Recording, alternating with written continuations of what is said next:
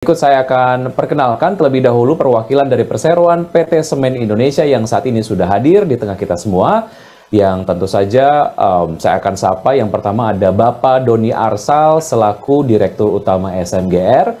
Kemudian ada Bapak Andriano Hosni Panangian, beliau adalah Direktur Keuangan dan Manajemen Portofolio.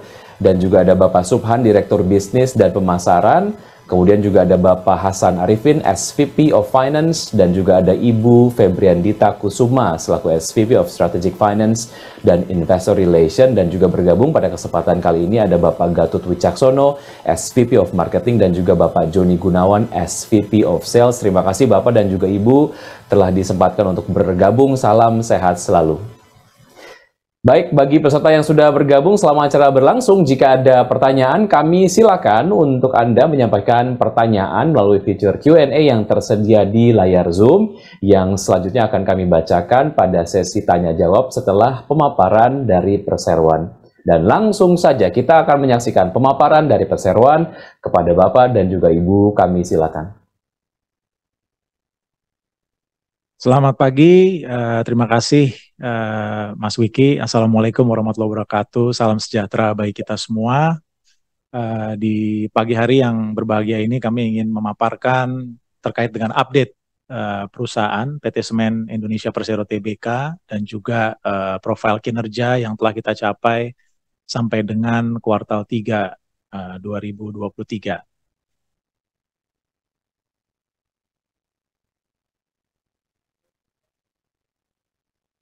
Ya, mungkin langsung saja Mas Wiki. Slide-nya mungkin supaya bisa ditampilkan. Baik. Ya, silakan Bapak. Ya, terima kasih. Jadi secara umum mungkin sudah diketahui bahwa Semen Indonesia itu adalah produsen terbesar semen dan building material di Indonesia dengan 86,5 juta ton kapasitas per tahun, di mana kita memiliki lini bisnis bukan hanya di semen manufacturing, tapi juga kita memiliki bisnis turunan semen seperti ready mix, mortar, precast, dan secara konsolidasi terintegrasi dengan fungsi-fungsi pendukung yang ada di anak perusahaan kami dari sisi pertambangan, kemasan, pengolahan limbah, logistik, kemudian juga property management dan IT services. Kami telah bertransformasi secara berevolusi dengan konsolidasi di market. Kita mengakuisisi PT Holcim Indonesia 2019, kemudian juga diikuti dengan konsolidasi dengan Semen Batu Raja yang baru saja terjadi di akhir 2022 yang lalu, yang secara umum membentuk konsolidasi dan juga integrasi dari jaringan dan juga infrastruktur secara menyeluruh di seluruh Indonesia yang lebih optimal. Seperti diketahui, pemerintah Republik Indonesia adalah pemegang saham mayoritas dengan 51% dan sisanya dari sisi publik. Kalau kita ketahui dari sisi industri, mungkin slide selanjutnya, secara umum fasilitas produksi kita tersebar di seluruh Indonesia dengan 9 lokasi pabrik yang terintegrasi dengan 26 pabrik pengantongan, kemudian 8 grinding plant dan pelabuhan. Jadi positioning kita di seluruh Indonesia itu cukup ekstensif dari Sabang sampai Merauke. Dan kita juga mengcover jaringan distribusi sebanyak 385 distributor yang mengcover 70.000 retail stores di seluruh Indonesia. Next slide. Secara umum kita ketahui memang kondisi industri di Indonesia ini oversupply saat ini. Namun oversupply ini perlu kita perhatikan secara cermat bahwa dari 120 kapasitas itu sekitar 85 ton itu terdiri adalah fully integrated plant dan sisanya itu adalah grinding plant dan juga packing plant facility. Demand sekitar 63 juta ton. Namun kalau kita lihat dari sisi competitor landscape yang ada, sebenarnya relatively tidak fragmented. Jadi kalau dilihat sampai dengan saat ini itu hanya 4 pemain yang menguasai sekitar 95% dari pasar, ya, di mana Semen Indonesia adalah yang terbesar dengan sekitar 50,5% market share, dan di mana akhir tahun 2023 ini sudah meningkat. Kemudian diikuti dengan Indosemen, Conch, dan Merah Putih. Nah, telah terjadi konsolidasi di market, di mana sampai dengan saat ini, dari 15 pemain di tahun 2021, itu sisa tinggal 13 pemain saat ini. Yang diketahui kita baru saja berintegrasi dengan Semen Batu Raja di akhir tahun 2022, yang memperkuat platform jaringan kita di Sumatera. Kemudian juga Indosemen seperti diketahui melakukan integrasi juga dengan Bosowa, dan di akhir tahun ini juga seperti diketahui telah terjadi juga follow up integrasi yang terjadi antara Indosemen dan Semen Grobogan, yang membuat sebenarnya kondisi competitor landscape-nya itu semakin lebih baik gitu ya dari sisi pengelolaan market. Nah, kita juga melihat bahwa driver pertumbuhan demand di Indonesia ini masih sangat kuat. Kalau diperhatikan 70% dari struktur revenue itu berasal dari segmen retail dan sekitar 30% itu dari segmen projects.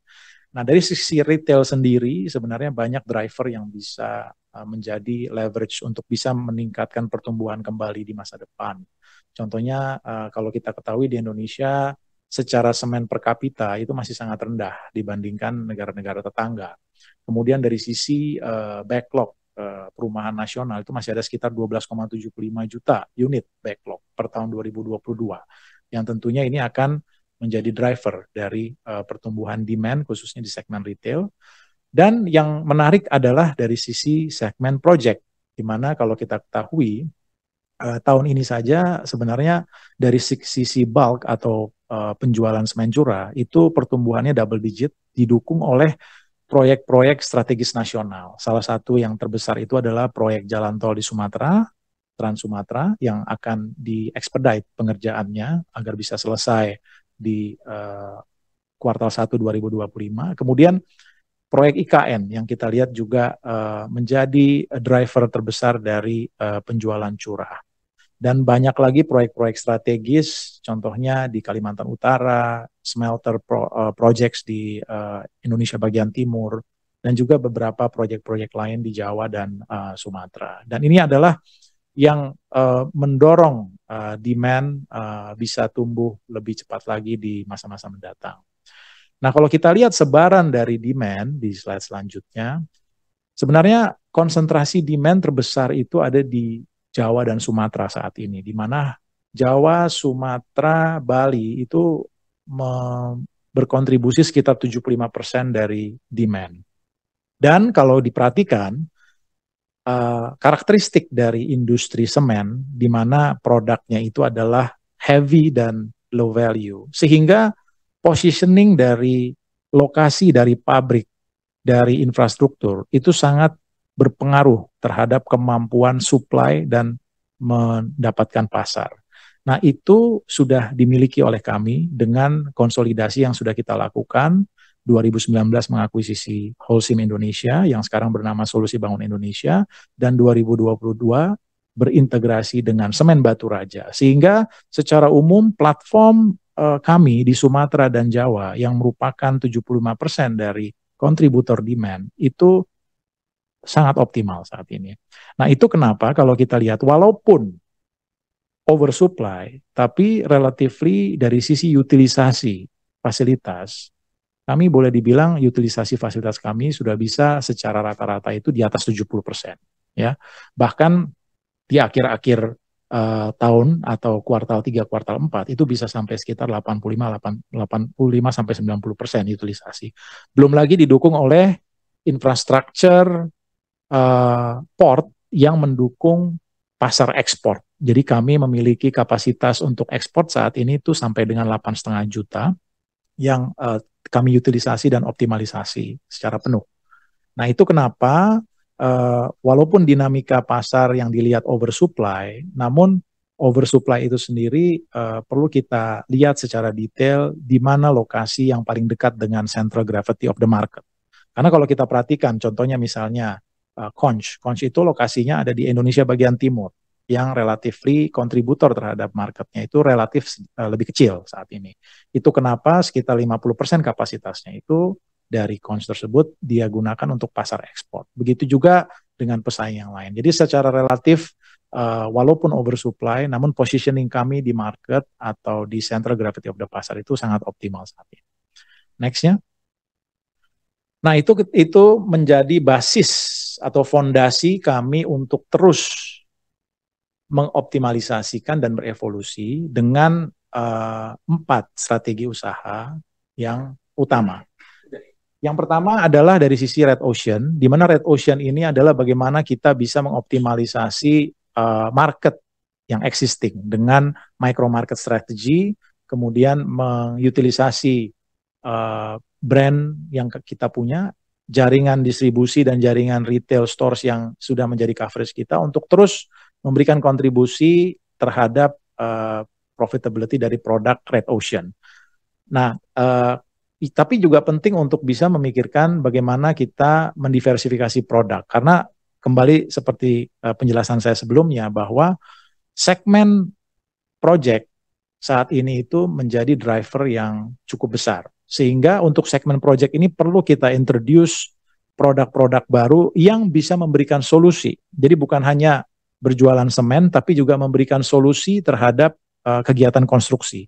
Kita sudah memiliki, contohnya solusi ready mix, kemudian solusi masonry, mortar, dan kita leverage lagi terutama dengan kerjasama yang sudah kita bangun sejak 2021 dengan partner kita dari Jepang, yakni Tahio Cement Corporation, di mana kita memanfaatkan inovasi produk-produk mereka untuk solusi construction terutama di proyek-proyek besar. Salah satu contohnya adalah kita sebentar lagi akan launching untuk proyek jalan tol di Sumatera dan juga di IKN untuk soil stabilizer.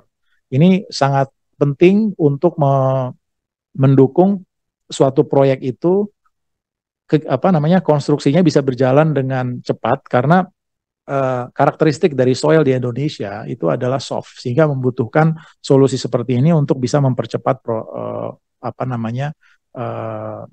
waktu dari proses konstruksi.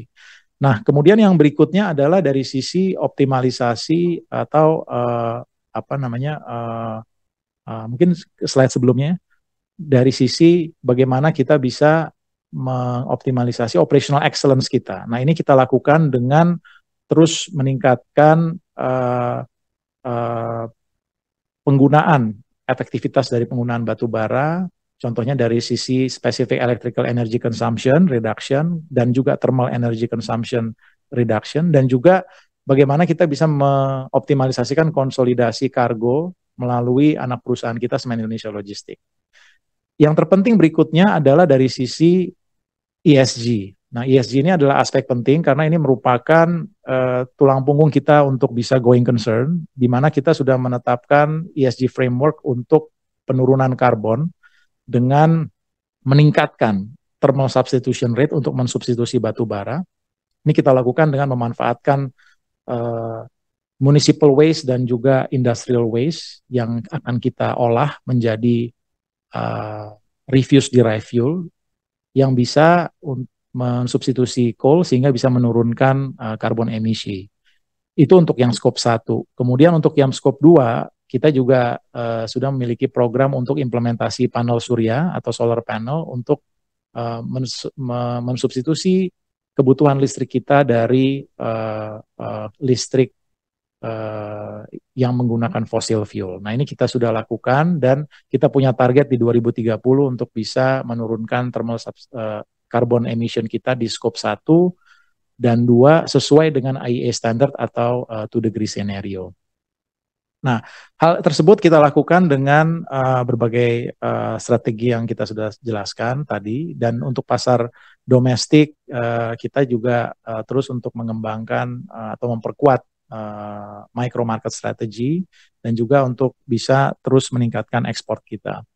Nah, kemudian dari sisi strategi-strategi tersebut, kalau kita bisa lanjut ke kinerja, maka kita lihat di Q3 2023 ini secara umum kinerja kita cukup baik. Mungkin bisa di slide selanjutnya.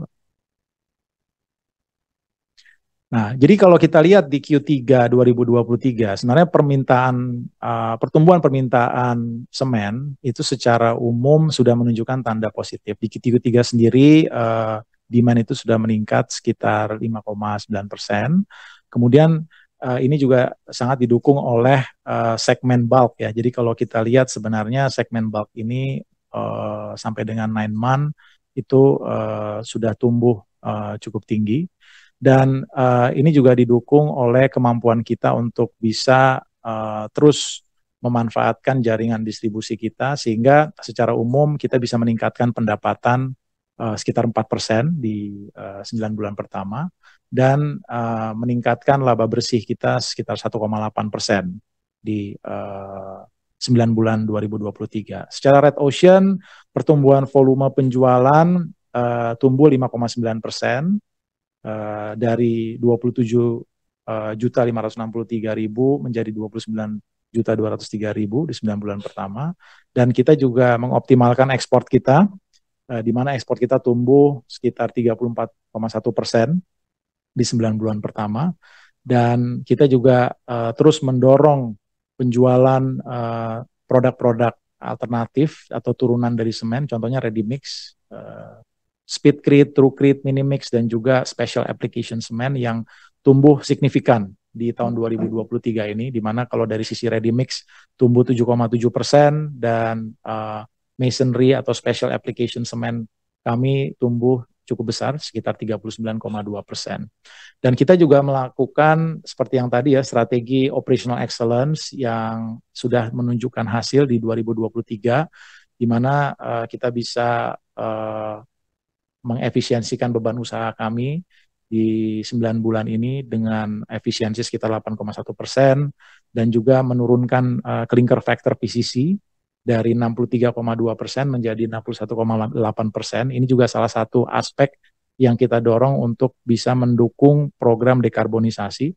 Dan dari sisi financial resiliency, kita juga terus mengelola balance sheet dan juga leverage, sehingga kita bisa optimalkan beban keuangan yang bisa lebih efisien, sekitar 4,3% dibandingkan tahun lalu.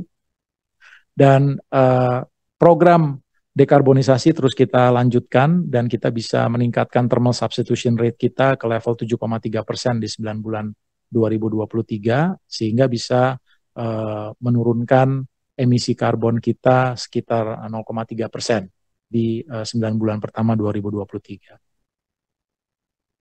Next ya. Nah, jadi kalau kita lihat seluruh strategi yang kita sudah tetapkan tersebut, secara umum dapat dilihat di hasil kinerja, di mana kita bisa meningkatkan pendapatan, kemudian juga kita bisa mengefisiensikan atau memanage cost secara relatif lebih baik, sehingga secara umum kita bisa mendapatkan laba bersih yang lebih tinggi, 1,8% dibandingkan tahun lalu, dari 1,6 triliun menjadi 1,7 triliun. Dan memang kalau kita lihat di era cost push, di mana di tahun ini kalau kita lihat impact dari peningkatan bahan bakar dan juga fuel yang sudah terimplikasi secara full year, kita bisa jaga dengan efisiensi beban usaha dan beban-beban lainnya, dan juga meningkatkan penjualan baik dari sisi Red Ocean dan Blue Ocean, sehingga berkontribusi terhadap peningkatan earnings secara keseluruhan.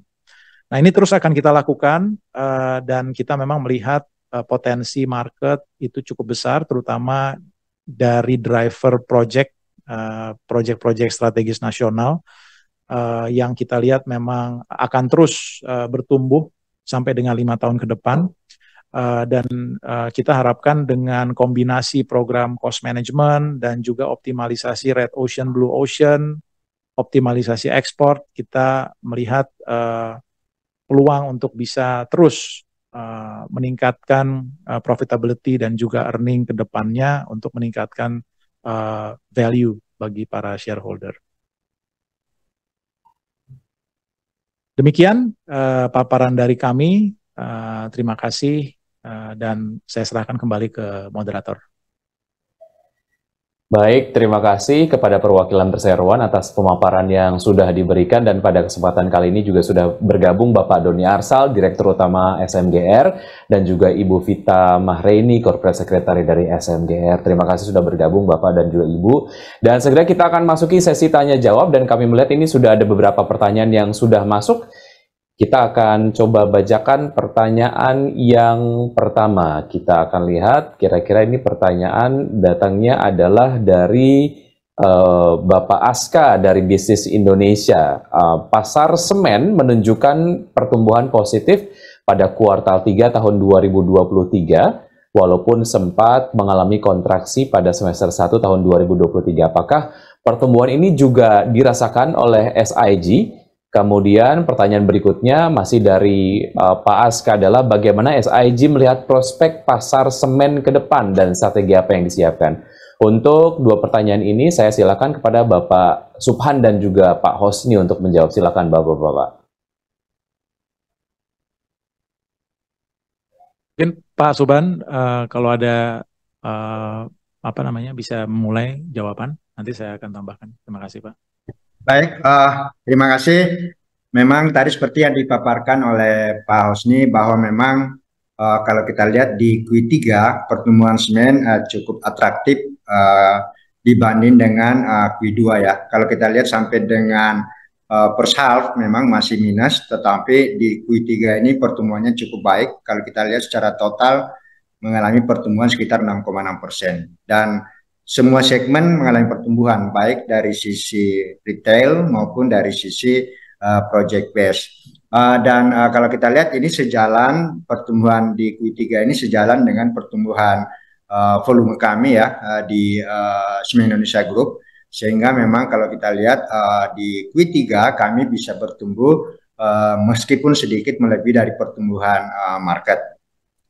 Kemudian yang kedua, tergambar juga bahwa dengan peningkatan volume supply kami, terutama tadi di beberapa proyek di KN maupun Jalan Tol Sumatera, inilah yang menjadi salah satu driver utama yang menyebabkan sehingga supply kami bisa melebihi dari pertumbuhan pasar. Kedepannya saya kira berbagai strategi yang kita kembangkan untuk menghadapi kondisi industri yang saya kira secara landscape industri ke depan masih over capacity, sehingga memang kita masih fokus bagaimana pengembangan pasar dan diversifikasi produk, terutama tadi seperti yang dijelaskan Pak Hosni bahwa kita punya strategis yang bisa mengembangkan produk-produk yang secara landscape industri sangat dibutuhkan di dalam pengembangan proyek, terutama di IKN dan beberapa proyek-proyek strategis yang memang secara geografis sangat membutuhkan spesifik semen tertentu. Mungkin itu sih tambahan dari saya, Pak. Baik, Pak Suwan, terima kasih atas jawabannya. Pak Husni, apakah ada yang ingin ditambahkan? Ya, jadi menyambut dari jawaban dari yang sudah disampaikan Pak Subhan. Secara umum kami melihat bahwa market ini demand-nya masih sangat besar ya, terutama kalau kita lihat kan tadi 70% itu sebenarnya dari segmen retail, 30% dari segmen projects. Nah, segmen retailnya sendiri, ini kita cukup beruntung karena dari 70% segmen retail ini, sebenarnya 80% ini lebih banyak kan mid income, yang 80% dari 80% tersebut adalah generasi muda ya. Kita memiliki potensi untuk bisa memiliki young generation yang secara umum punya ekspektasi lebih untuk bisa mengembangkan standar kehidupan. Nah, ini yang akan menjadi driver utama untuk segmen retail. Jadi bukan hanya di project, tapi kita juga melihat segmen retail ini juga pastinya tentunya akan memberikan dorongan demand ke depannya. Baik, itu saja Pak Hosni. Oke, untuk pertanyaan nomor 1 dan juga 2 tadi sudah disampaikan oleh Pak Aska ya, dari Bisnis Indonesia, dan juga sudah dijawab oleh kedua narasumber. Berikutnya adalah kita menuju ke pertanyaan yang disampaikan oleh Bapak atau Ibu Tri nih ya, dari Petromindo. Izin bertanya, berapa besar konsumsi batu bara perseroan untuk bahan bakar pada tahun 2023 ini dan juga lalu berapa besar kebutuhan batu bara perseroan untuk 2024? Pertanyaan ini mungkin dapat dijawab oleh Pak Hosni. Silakan Pak Hosni.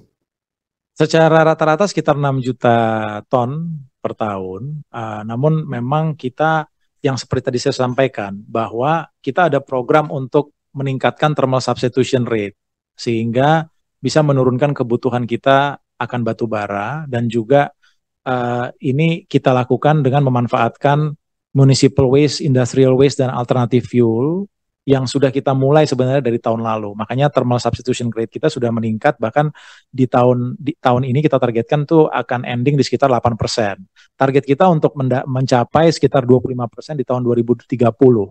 Jadi ekspektasinya setiap tahun dengan level production yang terus meningkat pun harusnya ini akan menurunkan kebutuhan batu bara kita. Tapi kalau saat ini sendiri sekitar 6 juta, mungkin tahun depan itu akan berkurang sedikit lah, karena kita targetkan untuk thermal substitution rate bisa meningkat ke level sekitar 9,5 sampai 10%.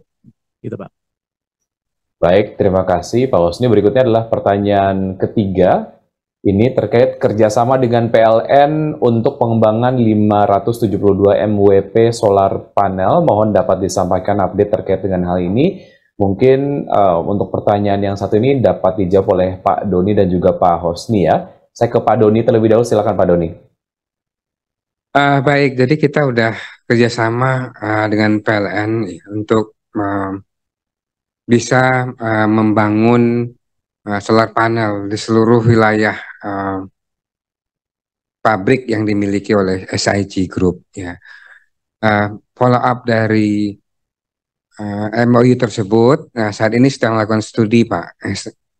Yang kita harapkan dari hasil studi tersebut dapat diperoleh teknologi dan metode yang tepat yang mempertimbangkan kondisi dari masing-masing wilayah, dan kita harapkan tahun depan sudah kita bisa mulai 1-2 proyek yang kita akan laksanakan dari hasil studi tersebut ya, dan secara bertahap kita akan coba untuk bisa bangun, dan kita harapkan juga ke depannya kita akan bisa mencapai 20-25% ya dari kebutuhan listrik kita, dan karena PLN sebagai sumber utama dari penyedia listrik kita, jadi inisiatif ini bisa inline dengan kebijakan dari PLN juga, dan kita harapkan di lapangan juga tidak ditemukan masalah yang berarti ya, kira-kira gitu. Jadi sekarang masih studi ya. Baik, terima kasih Pak Doni. Berikutnya Pak Hosni jika ingin menambahkan silakan. Ya, menambahkan dari penjelasan Pak Doni. Jadi intinya sebenarnya untuk yang solar panel ini adalah fokus untuk bisa menurunkan emisi karbon dari skop 2. Jadi kalau tadi TSR dan juga substitusi batu bara dengan municipal waste itu untuk yang skop 1, kita ingin turunkan dari sekitar 590-an kilogram CO2, targetnya di 2030 turun ke level 500. Ini di skop 2. Nah, skop 2 ini adalah ujungnya skop 1, skop 2 kita akan targetkan untuk memenuhi IEA atau 2 degree scenario standard sampai dengan 2030. Jadi itu kenapa kita ingin mencapai 570 megawatt di 2030 untuk mendapatkan komposisi sekitar 25% dari solar panel. Gitu. Jadi ada 2 aspek yang akan kita targetkan di 2030. Penurunan emisi skop 2 dari sekitar sebelumnya 60-an ke sekitar 40-an kilogram CO2 per ton, dan juga efisiensi biaya listrik. Jadi kita bisa dapat 2 aspek tersebut nantinya. Terima kasih. Baik, terima kasih atas jawaban yang sudah disampaikan. Kemudian ini nampaknya kita masih punya waktu untuk menjawab pertanyaan berikutnya ya yang sudah masuk. Ini ada pertanyaan yang disampaikan oleh Bapak atau Ibu Noverius Lauli dari Kontan. Investor saat ini tidak hanya concern terhadap kinerja keuangan perusahaan, tetapi juga pada aspek sosial dan juga lingkungan. Bisa dijelaskan bagaimana SIG menjalankan bisnis yang tetap menjaga keseimbangan antara ekonomi, sosial, dan juga lingkungan? Mungkin untuk pertanyaan yang satu ini dapat dijawab oleh Pak Doni Arsal. Silakan Pak Doni.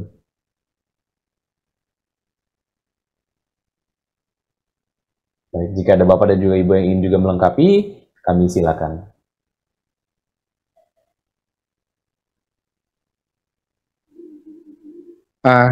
Ya, jadi beberapa pilar yang kita lakukan ya, tidak hanya dari sisi bottom line atau profitabilitas. Jadi kalau kita lihat, SIG merupakan BUMN dengan penggunaan TKDN terbesar di Indonesia. Jadi tahun ini kita mendapat penghargaan dari Bapak Presiden ya. Lebih kurang 21 triliun itu bukti bahwa kita concern terhadap UMKM yang ada di kita dan penggunaan TKDN kita terbesar. Juga pembinaan lingkungan yang berada di sekitar pabrik ya, kita lakukan dengan kerjasama dari perusahaan-perusahaan atau lembaga yang akan mensupport bisnis daripada SIG seperti supplier ya, penyedia kebutuhan dari pabrik juga kita peroleh dari masyarakat sekitarnya. Juga kita pemberdayaan dari sisi distribusi. Hal lainnya adalah untuk lingkungan. Tadi seperti dikatakan bahwa kita lakukan beberapa program untuk penurunan emisi dengan penggunaan clinker factor yang lebih rendah, ya, dengan menggunakan green cement, ya, sehingga lebih ramah lingkungan. Juga penggunaan dari substitusi batu bara, ya, sehingga kita mengurangi emisi karbon. Jadi kita substitusi sekarang udah mencapai 7% dari total kebutuhan batu bara melalui pengelolaan sampah. Di samping kita gunakan biomas, termasuk kaliandra ya, sebagai upaya kita untuk lebih ramah kepada lingkungan. Dan hal yang disampaikan tadi juga kita akan switch penggunaan dari listrik yang mengandalkan batu bara yaitu PLN, kita akan switch ke solar panel. Nah, itu kira-kira secara umum apa yang kita lakukan terhadap lingkungan dan sosial ya, tidak hanya mengejar atau fokus kepada profitabilitas. Baik, terima kasih atas jawaban yang sudah disampaikan. Berikutnya kita ke satu pertanyaan terakhir ya, yang disampaikan oleh peserta kita pada kesempatan kali ini. Ada Bapak Yusuf Afandi menanyakan bagaimana update terkait kebutuhan pasokan semen dengan adanya proyek IKN. Ini mungkin bisa dijawab oleh Pak Doni dan juga Pak Subhan, silakan. Mungkin Pak Subhan yang lebih pas ya. Baik, artinya kalau dari saya sih kita akan support ya. Kita juga udah majority supply untuk kebutuhan IKN sendiri. Tapi berapa angkanya ini mungkin Pak Subhan bisa jelasin. Baik, silakan Ya. Pak Subhan. Terima kasih Pak Dirut. Ya memang kalau kita lihat terutama 3 bulan terakhir ini perkembangan IKN sangat luar biasa ya, mengalami peningkatan sehingga kebutuhan semen juga akan terus mengalami peningkatan.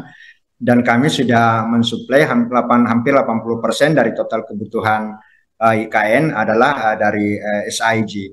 Memang untuk menjamin suplai ini karena di tahun 2024 ada beberapa proyek yang harus di speed up ya, termasuk proyek bandara, sehingga memang untuk menjamin suplai ini kami telah mengembangkan beberapa infrastruktur dan fasilitas supply chain kami di Balikpapan dan Samarinda, sehingga memang kita melihat bahwa proyek IKN ini adalah potensi pasar yang sangat besar. Kalau kita lihat roadmap-nya bahwa beberapa tahun ke depan itu sekitar 21,5 juta ya sampai 2045. Tetapi kalau kita lihat di tahun 2024 sekitar hampir 1 juta ton ya, kalau kita lihat dari sisi roadmap kebutuhan IKN. Dan kami siap untuk mensuplai itu dengan mengembangkan beberapa infrastruktur kami secara fasilitas dan koordinasi dengan pihak pemilik proyek. Mungkin itu sih. Baik, terima kasih atas jawaban yang sudah ditanyakan. Untuk pertanyaan terakhir yang sudah masuk dalam sesi Q&A yang kita sama-sama tadi sudah lakukan, dan terima kasih atas pertanyaan dan juga jawaban yang sudah disampaikan. Demikianlah sesi tanya jawab dari Public Expose PT Semen Indonesia Tbk. Karena keterbatasan waktu, kami mohon maaf untuk pertanyaan belum terjawab, dan Anda dapat menghubungi Investor Relation ataupun unit terkait dari PT Semen Indonesia Tbk melalui portal komunikasi yang dimiliki oleh Perseroan. Dan sebelum kami tutup, kami akan silakan kepada Bapak dan juga Ibu perwakilan dari Perseroan untuk memberikan closing statement. Kepada Bapak ataupun Ibu, saya silakan. Baik, terima kasih kepada IDX yang sudah menyelenggarakan Public Expose ini.